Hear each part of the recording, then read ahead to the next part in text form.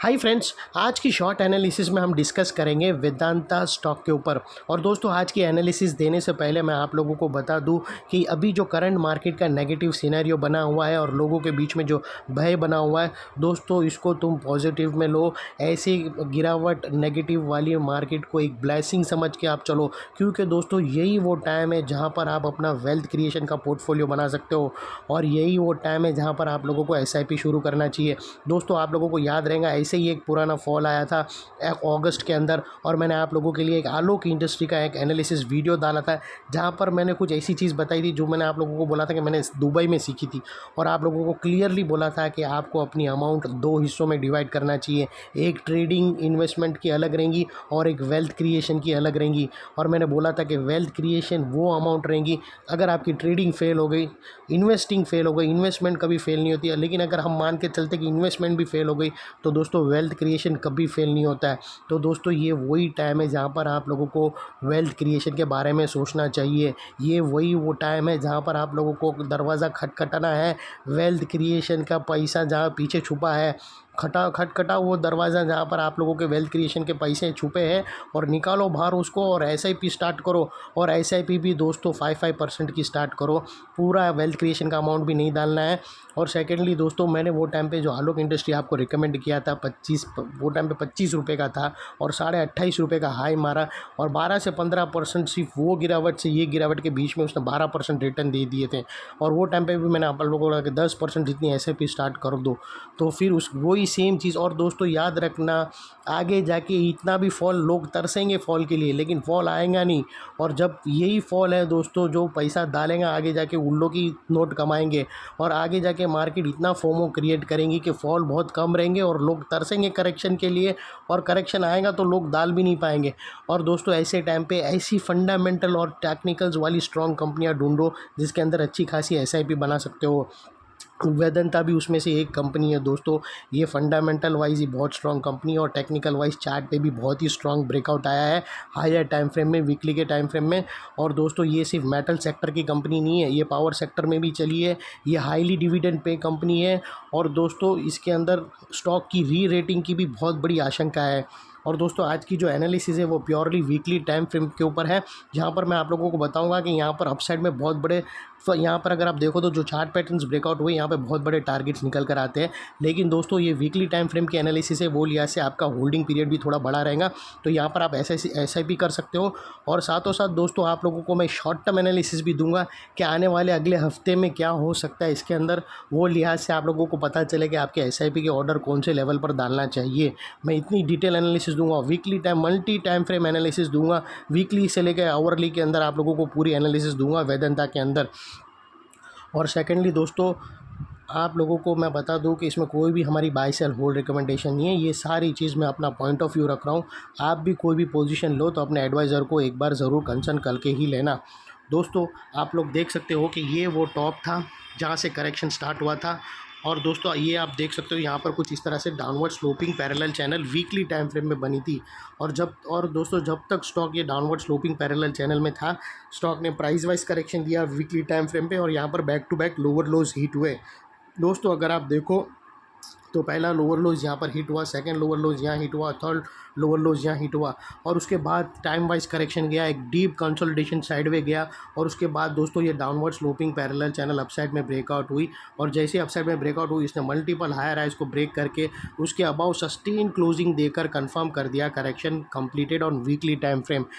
जो हमें यहाँ पर दो बड़ी चीज़ एक साथ मिली दोस्तों। पहले तो इसने डाउनवर्ड स्लोपिंग पैरेलल चैनल को अपसाइड में ब्रेक किया वीकली टाइम फ्रेम में, जिसकी वजह से जो स्ट्रेट प्राइस वाइज करेक्शन आ रहा था वो रुक गया, और उसके बाद वो टाइम वाइज करेक्शन में साइडवे गया, स्ट्रॉन्ग बेस बनाया और अल्टीमेटली इसको ब्रेकआउट किया है। और सेकेंडली, इसके अंदर जो लोअर लोज थे वो बनना स्टॉप हो गए, और उसके अगेंस्ट में first time higher highs register हुआ, और वो हायर हाइज इसके 52 वीक को भी ब्रेक किया, और उसके अबाउ सस्टेन क्लोजिंग दी, जो हमें कंफर्म करता है कि स्टॉक के अंदर बॉटम लग गई है और यहाँ पर करेक्शन कंप्लीटेड। ट्रेंड इसका चेंज हो चुका है वीकली टाइम फ्रेम का, इसका करेक्शन का ट्रेंड बाई साइड की तरफ शिफ्ट हो चुका है। अनलेस एंड अनटिल यहाँ पर कोई नया लोअर लोज वीकली टाइम फ्रेम में ना मिले, या फिर पुराने लोअर लोज वीकली टाइम फ्रेम के नीचे क्लोजिंग ना मिले, तब तक हम यही मानकर चलेंगे कि यहाँ पर करेक्शन कंप्लीटेड और स्टॉक अभी अपसाइड थ्रस्ट के लिए रेडी है। और दोस्तों आप लोगों को बता दूं कि ये जो करेक्शन स्टार्ट हुई थी ये तकरीबन 2022 की अप्रैल 2022 की है। तो मोटा मोटी देखो तो दोस्तों 2 साल का पैटर्न ब्रेकआउट हुआ है, कोई मजाक का काम नहीं है। और वो लिहाज से ये स्टॉक का जो टारगेट्स अपसाइड पे निकल करके आता है वो 50% का टारगेट है। तो दोस्तों 50% का अगर टारगेट है तो आपका स्टॉप लॉस 2% का नहीं रहेगा, वो लिहाज से एटलीस्ट 7 से 8% का आप लोगों को स्टॉप लॉस रखना पड़ेगा। और दोस्तों अगर आप देखो तो यहाँ पर हमें एक ज़बरदस्त रेंज बनती हुई दिखती है। और दोस्तों ये जो रेंज है वो तकरीबन तकरीबन अगर आप देखो तो दोस्तों ये रेंज 2 साल की रेंज है और 50% की रेंज है, जो एक नेकलाइन से ब्रेकआउट होने के बाद नेकलाइन पे कंसोलिडेशन कर रही है। और ये परफेक्ट टाइम है दोस्तों एसआईपी बनाने का ये स्टॉक के अंदर। मैं ये नहीं कह रहा हूँ कि सारा माल ठोक दो, ऐसा भी नहीं करना दोस्तों। और मैं आप लोगों को वो लेवल भी बताऊंगा लोअर टाइम फ्रेम में जाकर, इसके अंदर भी लोअर टाइम फ्रेम में अभी भी सेलिंग है। और दोस्तों ये जो सेलिंग आ रही है, ये जो मार्केट के अंदर गिरावट आ रही है, ये परमानेंट नहीं है, ये मैक्स टू मैक्स 2 वीक तक रहेंगी। लेकिन 2 वीक में लोग इतने पागल हो जाते हैं कि पूछने की हद नहीं। और दोस्तों इसके अंदर जो लोअर टाइम फ्रेम में नेगेटिव चार्ट स्ट्रक्चर बन रहा है, उसकी जो पॉसिबल बॉटम बनने का एरिया रहेगा जहाँ पर आप लोग अपना एसआईपी रख सकते हो, वो लेवल भी आप लोगों को मैं क्लियर करके ही ये वीडियो क्लोज करूँगा। तो दोस्तों आप लोग देख सकते हो कि ये वो एक नेकलाइन थी, जहाँ ये स्टॉक की नेकलाइन थी जहाँ पर ये 2 साल का पैटर्न ब्रेकआउट होता हुआ मिला है। और दोस्तों जैसा मैंने बोला कि ये जो इनसाइड रेंज है पैरेलल चैनल की, जो 2 साल से लोगों के पैसे बनाकर ही नहीं दी, वो अल्टीमेटली ब्रेकआउट हो चुकी है। और यहाँ से जब अपसाइड मोमेंटम देगा तो 50% का अपसाइड मोमेंटम आएगा। और वो लिहाज से दोस्तों स्टॉक का जो अगला टारगेट निकल कर आता है वो सीधा दोस्तों 600 रुपीज़ का आता है।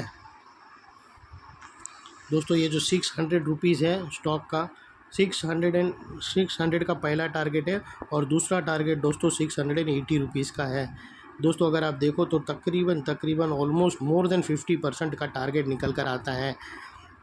और दोस्तों आप लोगों को एक बात बताओ कि इसने जो नेकलाइन के पास कंसोलिडेशन किया है वो एक रेंज है, वो रेंज अगर आपको स्टॉप लॉस भी रखना हो तो आपको 366 के नीचे क्लोजिंग बेसिस पे आपका स्टॉप लॉस रहना चाहिए, जिसको हम रेड में कर देते हैं। और दोस्तों जैसे ये अपसाइड यहाँ पर ब्रेकआउट देगा दोस्तों तो मोमेंटम ज़बरदस्त स्टार्ट होगा।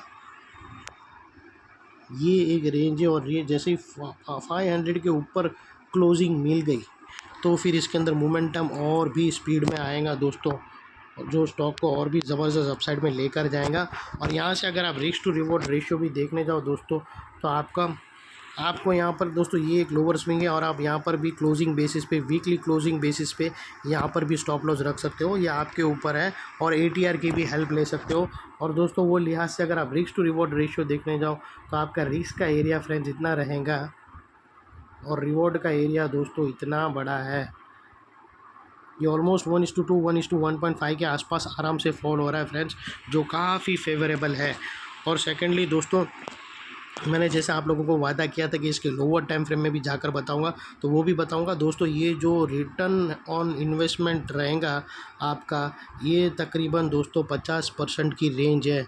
मतलब 400 का अगर हाफ पकड़ो तो 200 होता है, मतलब 400 प्लस 200 मानो तो 600 होता है, यानी 600 के भी ऊपर का टारगेट है, यानी ऑलमोस्ट 50% से ऊपर इसका टारगेट आने की आशंका है पूरी। और दोस्तों ये टारगेट्स वीकली टाइम फ्रेम का ब्रेकआउट है, तो दोस्तों ये कल परसों नहीं आ जाएगा, इसको आने में एटलीस्ट 6 महीने से 8 महीने तक का टाइम लगेगा। और दोस्तों अभी मैं आप लोगों को लोअर टाइम फ्रेम में जाकर बता देता हूँ कि इसके अंदर क्या पॉसिबिलिटी है नीचे आने की करंट लेवल से।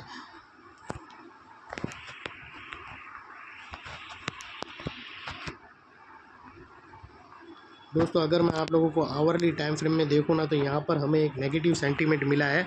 और दोस्तों हमने अभी जो करंट एनालिसिस करी थी वो वीकली टाइम फ्रेम की है, तो वीकली टाइम फ्रेम में अभी भी वो पॉजिटिव है और आवरली टाइम फ्रेम में ये नेगेटिव है। तो दोस्तों कंफ्यूज मत हो जाना कि अभी सर आप बाइंग का बोल रहे और आवरली टाइम में सेल का बोल रहे, क्योंकि दोनों की राय अलग हो सकती है। आवरली टाइम फ्रेम की राय अलग होती है, शॉर्ट सेलिंग सेल की होती है, और वीकली टाइम फ्रेम की बाई की होती है। तो उसमें कोई अचरज की बात नहीं है, कोई मतलब ऐसा नहीं मान लेना कि अभी बाय का बोल रहे और फिर सेल का बोल रहे। तो दोस्तों बता दूं कि दोनों टाइम फ्रेम का अलग अलग उस एनालिसिस होता है।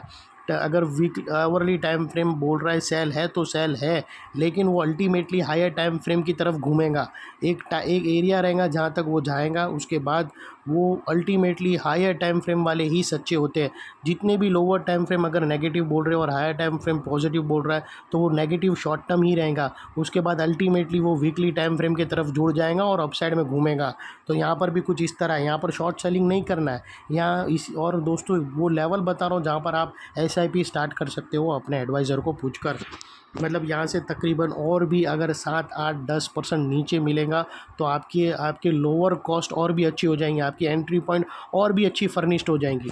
और दोस्तों आप लोगों को मैं बता दूं कि इसके अंदर अगर आप देखो तो ये वो एक अपवर्ड स्लोपिंग पैरेलल चैनल थी जो एक आवरली टाइम फ्रेम की जो एक स्ट्रॉन्ग सपोर्ट का काम कर रही थी।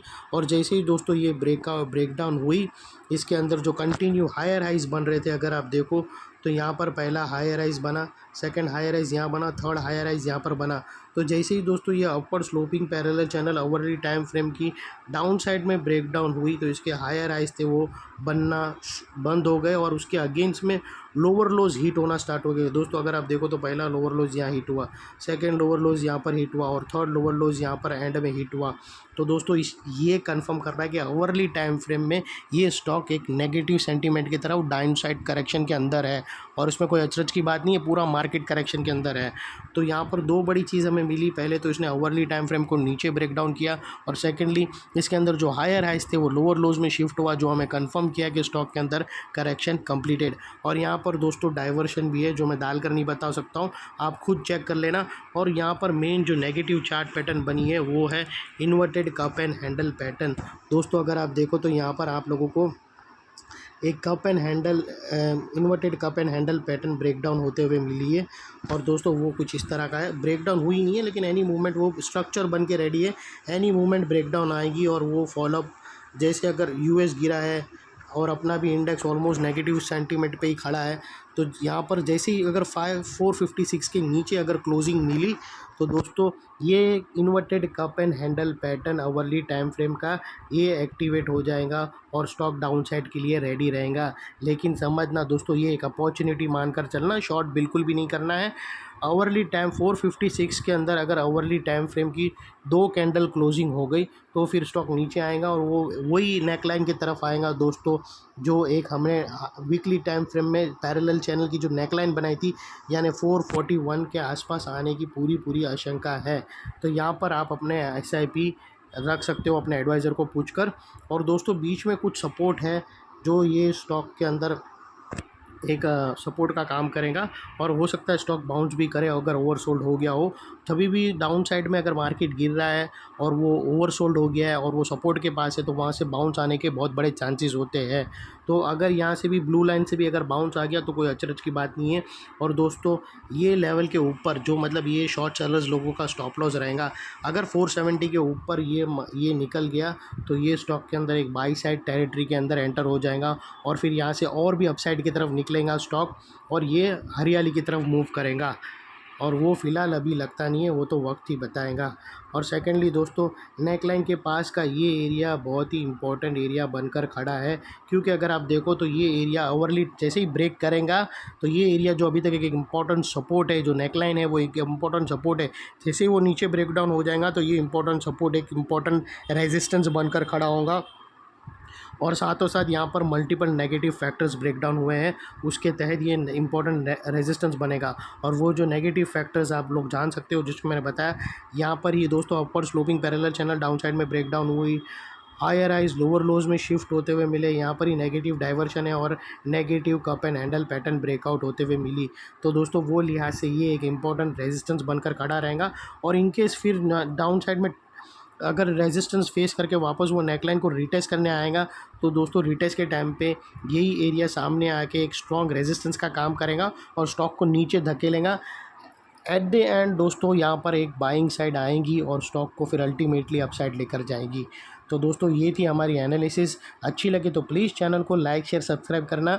और ये जो फॉल है वो टेम्प्रेरी फॉल है, उसको कुछ ज़्यादा नेगेटिव में मत लेना और SIP करना मत भूलना। मैंने बताया था कि वो जो 50% वेल्थ क्रिएशन रहती है वो ओनली करेक्शन के टाइम पे ही ओपन करने का, और ये वही उसका वक्त है दोस्तों। और वो अमाउंट भी पूरी एक साथ इन्वेस्ट नहीं करने का, उसके अंदर SIP बनने का। और जैसे ही स्टॉक अपसाइड जाएगा फर्दर तो उसमें प्रॉफिट बुक करके अपनी प्रिंसिपल अमाउंट निकाल लेने का। मैंने ये भी बताया था कि प्रिंसिपल अमाउंट निकाल के फिर वो स्टॉक को पड़े रहने देने का लाइफ टाइम तक।